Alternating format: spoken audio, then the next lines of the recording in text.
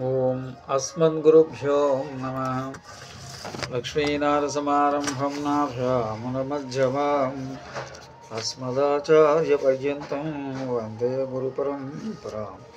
वसुदेवसुतं देवं कंसचाणूरमर्दनं देवकी परमानन्दं कृष्णं वन्दे जगद्गुरुं।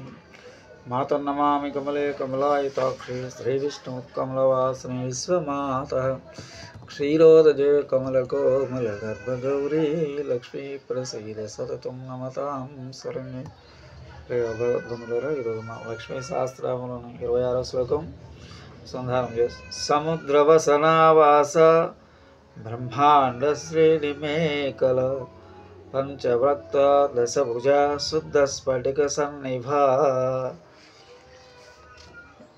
87వ నామం సముద్ర 187వ నామం సముద్రవనవాస. ఓం సముద్రవనవాసాయై నమః. చుట్టూ సముద్రం అస్త్రంగా కలిగిన భూదేవికి సముద్ర వసనాయని పేరు. ఆ భూదేవికి నివాస స్థానం లేక ఆహారమైన వాడు పరదేవత.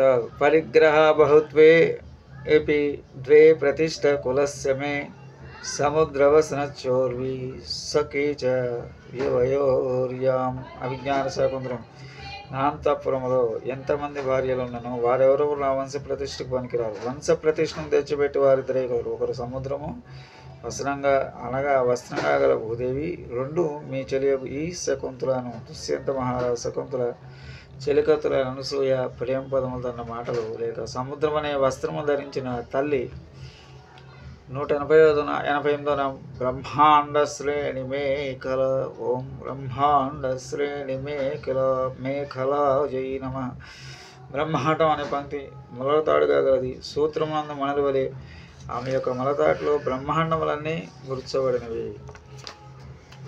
189వ నామం పంచవరక్త. ఓం పంచవరక్త జై నమ.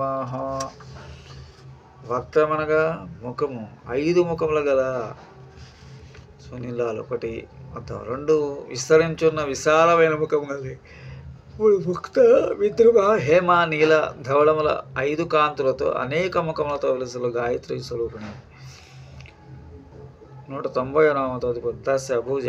ఓం దశభుజ జై నమ. 10 భుజముల గలది. అందరి దశలను భుజించినది అనగా నశింపజేయనది. 191 శుద్ధ స్ఫటిక సన్నిభ. ఓం శుద్ధ స్ఫటిక సన్నిభ జై నమ. శుద్ధ స్ఫటికంలో వలె వెలుగుపోతున్నది జగన్మాత.